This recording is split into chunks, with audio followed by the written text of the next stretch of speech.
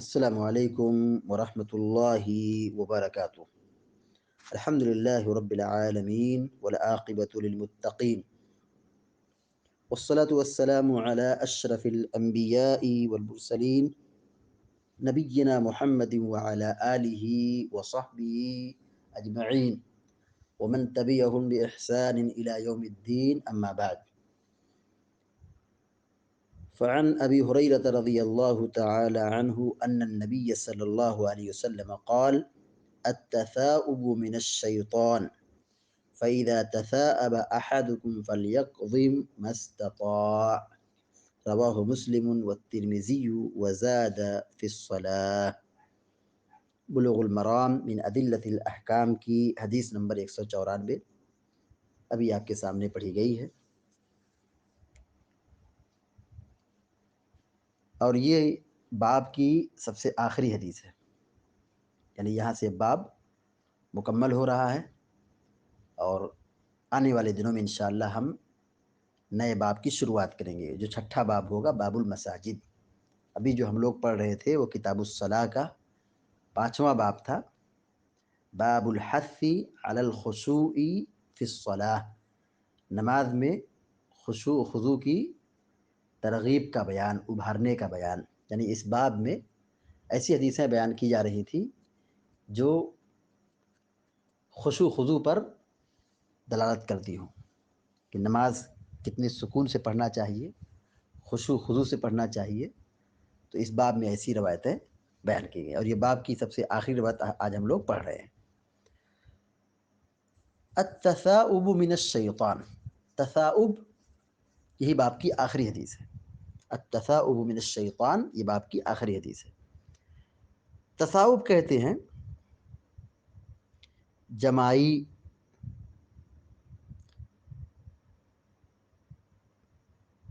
کیا ہے؟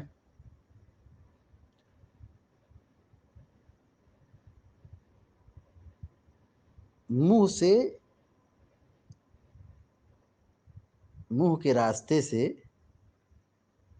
جو ہوا باہر نکلتی ہے اس کو تثاؤب کہتے ہیں۔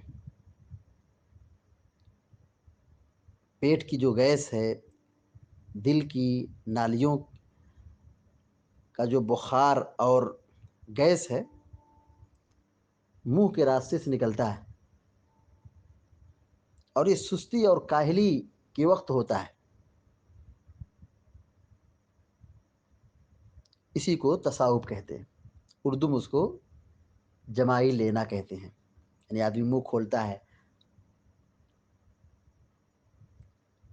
بعض اہل علم نے اس کی تعریف عربی میں اس طرح کی ہے: الریح الذی یخرج من جسد الآدمی مما يدل على نعاس وکسل، کہ وہ گیس، وہ ہوا جو آدمی کے جسم سے نکلتی ہے، اور یہ عمل اونگ کے وقت یا سستی پر دلالت کرتا ہے۔ یعنی جو جمائی آتی ہے، یعنی آدمی کرتا ہے، منہ کھولتا ہے، منہ کے راستے سے جو گیس باہر آتی ہے، تو یہ دو موقع پر ہوتا ہے، ایک تو سستی اور کاہلی کے موقع پر، اور دوسرا ہے نیند کے وقت۔ یعنی آدمی پر جب نیند کا غلبہ ہوتا ہے، اونگ آتی ہے، آدمی سونے کے موڈ میں ہوتا ہے، تو اس وقت آدمی کو جمائی آتی ہے۔ اس چیز کو اللہ کے نبی علیہ الصلوۃ والسلام نے کیا کہا ہے؟ التثاؤب من الشیطان، کہ جمائی یہ شیطانی عمل ہے، شیطان سے ہے، یعنی شیطان کا عمل ہے۔ دیکھیے، شیطان یہ انسان کے پیچھے پڑا ہوا ہے، اتنا بڑا جانی دشمن ہے کہ شیطان انسان کے پیچھے پڑا رہتا ہے، انسان کے بدن پر اس کا اثر ہوتا ہے، اور انسان کو کمزور بنانے اور کاہل اور سست بنانے کی بھرپور کوشش کرتا ہے۔ اللہ کے نبی صلی اللہ علیہ وسلم فرماتے ہیں: ان الشیطان یجری فی الانسان مجری الدم، یہ شیطان انسان کی نالیوں میں ایسے ہی دوڑتا ہے جیسے خون دوڑتا ہے، رگ رگ میں جیسے خون دوڑتا ہے، سپلائی ہوتا ہے، ایسے ہی شیطان انسانوں کے اندر داخل ہوتا ہے اور دوڑتا ہے۔ اس سے ہم اور آپ اندازہ لگا سکتے ہیں کہ شیطان کتنا ہمارا خطرناک قسم کا دشمن ہے۔ تو حدیث میں جمائی کو شیطانی عمل قرار دیا گیا ہے، اس لیے کہ شیطان انسان کو سست بنانا چاہتا ہے، غافل بنانا چاہتا ہے، کاہل بنانا چاہتا ہے۔ اسی لیے حدیث میں کہا گیا فَإِذَا تَثَاءَبَ أَحَدُكُمْ فَلْيَقْضِمْ مَا اسْتَطَاعَ۔ فَإِذَا تَثَاءَبَ، تثاءب جمائی لینا، فَإِذَا تَثَاءَبَ اذا من جب، فَإِذَا تَثَاءَبَ جب تم میں سے کوئی جمائی لے یا اس کو جمائی آئے، احدکم تم میں سے کوئی، فَإِذَا تَثَاءَبَ احدکم جب تم میں سے کوئی جمائی لے یا جمائی اس کو آئے، یعنی اس کا منہ کھلے، وہ اپنے منہ کو کھولے، یعنی دل کی نالیوں کا گیس اور بخار جو ہے وہ باہر چھوڑے۔ فَلْيَقْضِمْ چاہیے کہ وہ روکے، اس کو روکنے کی کوشش کرے۔ فَلْيَقْضِمْ چاہیے کہ روکے، جمائی کو روکنے کی کوشش کرے۔ مَا اسْتَطَاعَ جتنا وہ استطاعت رکھتا ہے، جتنی وہ طاقت رکھتا ہے، جمائی کو وہ روکنے کی کوشش کرے۔ مَا اسْتَطَاعَ جتنی کی وہ طاقت رکھتا ہے۔ اخرجہ مسلم، اس حدیث کو امام مسلم رحمہ اللہ نے بیان کیا ہے، والترمذی اور امام ترمذی نے بھی بیان کیا ہے۔ وزاد اور ترمذی کی روایت میں اضافہ ہے، فی الصلاۃ، وزاد امام ترمذی نے اضافہ کیا ہے، مزید بیان کیا ہے، فی الصلاۃ نماز میں۔ تو فی الصلاۃ کا جو کلمہ ہے، لفظ ہے، جملہ ہے، اس کو امام ترمذی نے بیان کیا، فَلْيَقْضِمْ مَا اسْتَطَاعَ فِي الصَّلَاةِ، یعنی جتنا ہو سکے وہ نماز میں جمائی کو روکنے کی کوشش کرے، یعنی منہ کو نہ کھولے۔ جمائی آئے تو ادب یہ ہے، اسلامی تعلیم یہ ہے کہ اس کو روکے۔ روکنے کی پیارے نبی صلی اللہ علیہ وسلم نے ایک شکل یہ بتلائی ہے کہ منہ پر ہاتھ رکھ لے، یعنی اپنے ہاتھ کو منہ پر رکھ لے۔ دیکھیے مسلم شریف کی ایک روایت ہے، بخاری شریف کی روایت ہے، ابو ہریرہ رضی اللہ عنہ بیان فرماتے ہیں کہ نبی کریم صلی اللہ علیہ وسلم نے فرمایا التثاؤب من الشیطان، کہ جمائی یہ شیطانی عمل ہے، شیطان سے ہے، یعنی شیطان انسان کو کمزور بنانے کی کوشش کرتا ہے اور اسے جمائی پر آمادہ کرتا ہے۔ فَإِذَا تَثَاءَبَ أَحَدُكُمْ فَلْيَرُدَّهُ مَا اسْتَطَاعَ، تم میں سے جب کسی کو جمائی آئے یا جمائی لے تو چاہیے کہ اس کو روکے جتنی طاقت ہو۔ فَإِنَّ أَحَدَكُمْ إِذَا قَالَ ہا، جب تم میں سے کوئی منہ کھولتا ہے، یعنی جب اس کو جمائی آتی تو کیا ہے، منہ کھلتا ہے، تو ضحک الشیطان، جب آدمی ہاں کہتا ہے یعنی ہاتھ نہیں رکھتا ہے، اس کو روکنے کی کوشش نہیں کرتا ہے، تو شیطان کیا کرتا ہے، دیکھ کر کے ہنستا ہے۔ اور ایک روایت میں یہ ہے کہ فَإِنَّ الشَّيْطَانَ يَدْخُلُ، مسلم کی روایت میں کہ شیطان اس کے منہ میں داخل ہو جاتا ہے، شیطان انسان کے منہ میں داخل ہو جاتا ہے۔ تو ادب یہ بتلایا گیا ہے کہ آدمی اس کو روکے، اور روکنے کی شکل یہ کہ اپنا ہاتھ اس پر منہ پر رکھ لے، اپنا ہاتھ منہ پر رکھ لے۔ حدیث کا ترجمہ پھر سے دیکھیے، حدیث نمبر 194 جو باب کی آخری حدیث ہے۔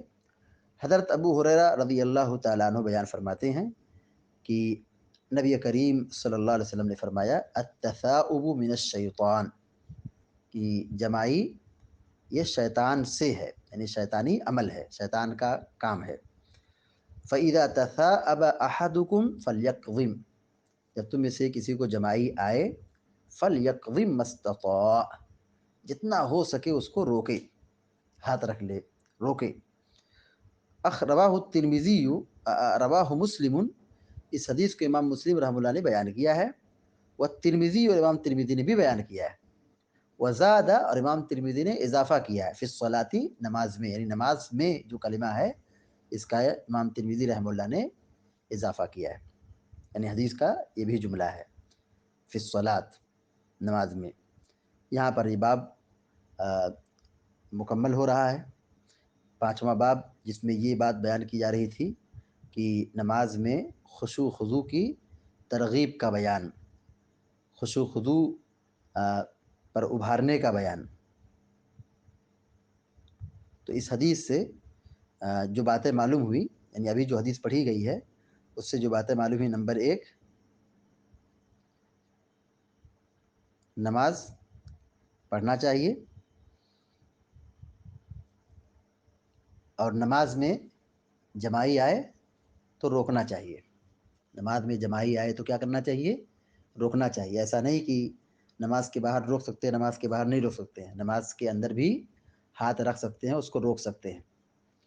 اور اسی طرح اس حدیث سے ایک بات یہ معلوم ہوئی کہ اگر نماز کے دوران ہاتھ رکھتے ہیں چہرے پر تو یہ ایک عمل ہے، یہ کیا ہے؟ حرکت ہے، تو یہ عمل خفیف ہے۔ یہ کیا ہے؟ عمل خفیف ہے۔ تو اس طرح نماز کے اندر جماعی لیتے وقت ہاتھ منہ پر رکھنا یہ خشوع و خضوع کے خلاف نہیں ہے، یہ عمل خفیف ہے جس سے نماز باطل نہیں ہوتا، نماز باطل نہیں ہوتی ہے، نماز باطل نہیں ہوتی ہے۔ اسی طرح اس حدیث سے ایک بات معلوم ہوئی کہ شیطان یہ انسان کے بدن پر داخل ہوتا ہے، شیطان کا اثر انسانی جسم پر ہوتا ہے۔ جیسے انسان کی رگوں میں خون دوڑتا ہے، ایسے ہی حدیث میں کہا گیا کہ شیطان انسان کے اندر سرایت کرتا ہے، داخل ہوتا ہے۔ تو شیطان انسان کا بہت بڑا دشمن ہے، انسان کو کمزور بناتا ہے، سست اور کاہل اور غافل بناتا ہے۔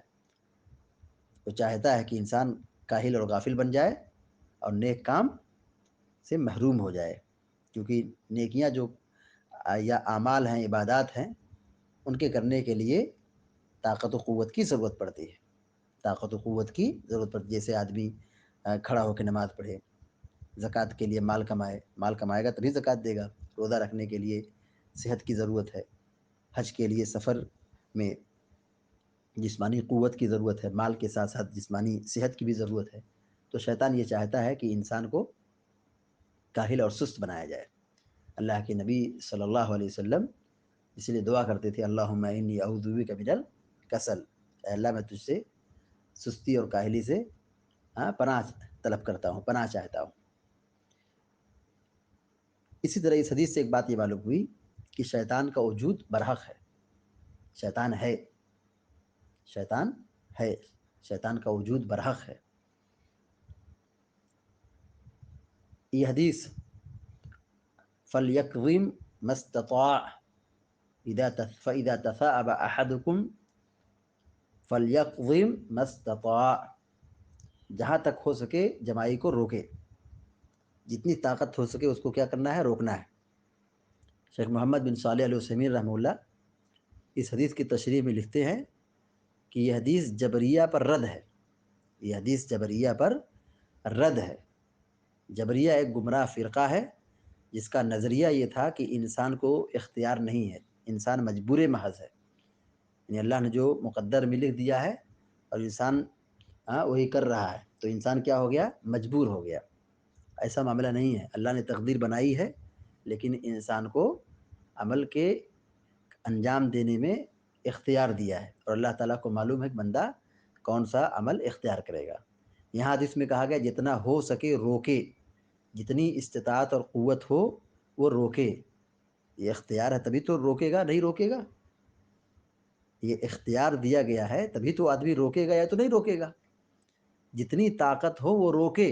یہ لفظ بتاتا ہے کہ انسان مجبور نہیں ہے بلکہ مختار ہے، اس کو اختیار حاصل ہے۔ اسی طرح جماعی کے سلسلے میں کوئی خاص ذکر نہیں ہے۔ بہت سارے لوگ کیا کرتے ہیں، جب کسی کو جماعی آتی ہے تو وہ کہتے ہیں لا حول ولا قوت الا باللہ۔ کیا کہتے ہیں؟ لا حول ولا قوت الا باللہ۔ جماعی کے وقت کسی خاص دعا کا ذکر حدیث میں نہیں ملتا ہے، لہذا کسی دعا اور ذکر کو انجام دینے کی ضرورت نہیں ہے۔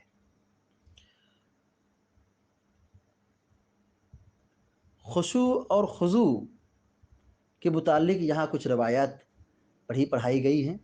اب ہماری یہ ذمہ داری بنتی ہے کہ ہم خشوع و خضوع کے ساتھ نماز کی پابندی کریں.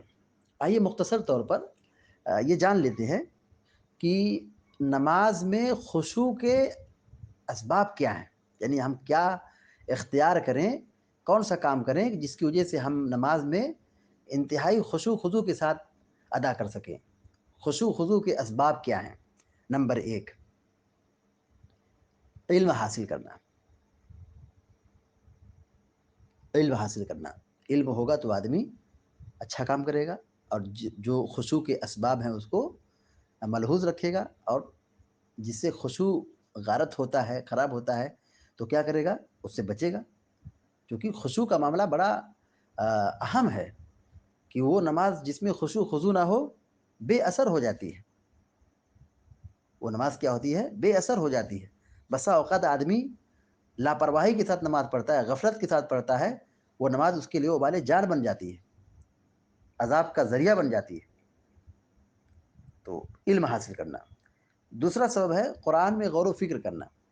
یعنی قرآن آدمی پڑھ رہا ہے، سن رہا ہے، اس پر غور و فکر کرے. تو جب توجہ دے گا تو وہ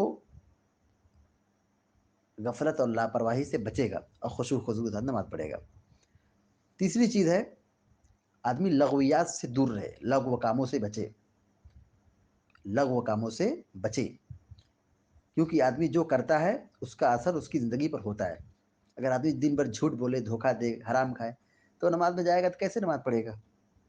دن بھر بیٹھ کر کے گپ مار رہا ہے، بکواس کر رہا ہے، لغو کام کر رہا ہے، تو ظاہر ہے جب وہاں نماز میں جائے گا تو وہی لغویات اس کے ذہن میں آئے گا. تو لغو کاموں سے بچنا. نمبر 4 ہے اذان کا جواب دینا اور اذان کے بعد مسجد میں آنا. اسی طرح 5ویں چیز ہے سکون سے نماز پڑھنا. جلدی جلدی نماز نہ پڑھنا، سکون اور اطمینان سے پڑھنا، اعتدال سے پڑھنا. اسی طرح خشوع خضوع کے اسباب میں سے ایک چیز ہے حلال کھانا. حلال کھانے کا اثر ہوتا ہے، حرام کھائیں گے تو خشوع خضوع نہیں پیدا ہوگا. اسی طریقے سے ہم اپنی تمام ضروریات سے فارغ ہو کر کے آئیں. جیسے بھوک لگی کھانا کھا کے آئیں، پیشاب پاخانہ کی ضرورت ہو تو فارغ ہو کر کے آئیں، یا نیند آ رہی ہے تو سو لیں. تو اپنی ضروریات سے فارغ ہو کر نماز پڑھنے کے لیے آئیں. تو اس سے کیا ہوگا؟ خشوع خضوع پیدا ہوگا. اسی طرح خشوع خضوع کے اسباب میں سے ایک چیز یہ ہے کہ جب ہم نماز میں کھڑے ہوں تو یہ تصور رکھیں کہ ہم اللہ تعالیٰ کے سامنے کھڑے ہیں. ظاہر جب ہم اللہ تعالیٰ کے سامنے کھڑے ہوں، یہ احساس ہو، تو ہم حرکت اور ادھر ادھر کوئی غلط حرکت نہیں کریں گے، غلط کام نہیں کریں گے. بالکل خشوع خضوع اور دھیان اور توجہ کے ساتھ نماز پڑھیں گے، دل کی حاضری کے ساتھ نماز پڑھیں گے. ایسے ہی خشوع کے اسباب میں سے ایک سبب یہ ہے کہ ہم سجدے کی طرف دیکھیں، سجدگاہ کی طرف دیکھیں. سجدگاہ کی طرف دیکھیں، ہماری نگاہ کیا ہو؟ کنٹرول میں ہو. ادھر ادھر دائیں بائیں اوپر نیچے چکر مکر چاروں طرف نہ نظر دوڑائیں، بلکہ خشوع خضوع کے اسباب میں سے ایک چیز یہ ہے کہ ہم اپنی نگاہ کو سجدگاہ کی طرف رکھیں. اسی طرح نماز سے پہلے ہم اپنی نگاہوں کی حفاظت کریں. اپنی نگاہوں کی حفاظت کریں اور آنکھ کے گناہوں سے، آنکھ کی خیانتوں سے اپنے آپ کو بچائیں. یہ بھی خشوع خضوع کے اسباب میں سے ہے. اسی طرح سترا رکھ کر کے نماز پڑھیں. سترا رکھ کر کے نماز پڑھیں، یہ بھی خشوع کے اسباب میں سے ہے. اسی طرح جہاں ہم نماز پڑھنے کے لیے کھڑے ہوں تو وہ جگہ کیا ہو؟ ایسی جگہ نہ ہو جہاں پہ نگاہ اور نظر بھٹکنے کا امکان ہو. جیسے ایسی چٹائی میں نماز نہ پڑھیں، ایسی قالین پہ نماز نہ پڑھیں، ایسی جگہ پہ نماز نہ پڑھیں کہ جہاں بہت زیادہ رنگ و روشن ہو اور وہ بیل بوٹے اور پھول پتیاں بنی ہوئی ہوں، چمکدار ہوں. تو ایسی جگہ نماز پڑھنے سے بچے. چٹائی جو ہو سادی ہو، قالین جو ہو بالکل سادی ہو، ایسی جگہ پہ نماز پڑھیں. دیکھیے اس سے پہلے بھی روایت گزری کہ اللہ کے نبی علیہ السلام نماز پڑھے تو دیوار کے سامنے جو پردہ لگا تھا تو وہاں اس پہ تصویریں تھیں. تصویر مطلب بیل بوٹے تھیں. تو آپ نے اس کو کیا کیا؟ ہٹا دیا اور کہا کہ دیکھیے یہ نماز میں ڈسٹرب ہوتا ہے، میرے خشوع خضوع میں رکاوٹ بنتا ہے. آپ نے ہٹا دیا. تو اس سے سبق یہ ملتا ہے کہ ایسی جگہ نماز نہ پڑھیں. اسی طرح ایسا بھڑکیلا لباس نہ پہنیں جس میں بہت ساری پھول پتیاں بنی ہوں، تو یہ بھی خشوع خضوع میں رکاوٹ پیدا کرتا ہے. اسی طرح خشوع خضوع کے اسباب میں سے ایک بنیادی سبب یہ ہے کہ جب ہم نماز پڑھنے کے لیے کھڑے ہوں تو یہ تصور کریں کہ ہماری زندگی کی آخری نماز ہے، ہماری زندگی کی آخری نماز ہے، کیونکہ موت کا کوئی ٹھکانہ نہیں ہے۔ تو اگر آدمی یہ تصور کرے، موت کو یاد کرے اور یہ سمجھے کہ زندگی کی آخری نماز ہے، تو بہت ہی اطمینان اور سکون کے ساتھ وہ اس کی پابندی کرے گا۔ تو یہ کچھ اسباب ہیں، اگر ہم اس کی پابندی کریں تو ہم اپنی نماز کو خشوع خضوع والی نماز بنا سکتے ہیں۔ اللہ تعالیٰ سے دعا ہے کہ اللہ تعالیٰ ہم سب کو، آپ سب کو نیک عمل کی توفیق عطا فرمائے اور ہماری نمازوں میں خشوع پیدا فرمائے، خشوع خضوع پیدا فرمائے اور ہماری نمازوں کو قبول فرمائے، آمین یا رب العالمین۔ وصلی اللہ علی نبینا محمد وسلم تسلیما کثیرا، والسلام علیکم ورحمۃ اللہ وبرکاتہ۔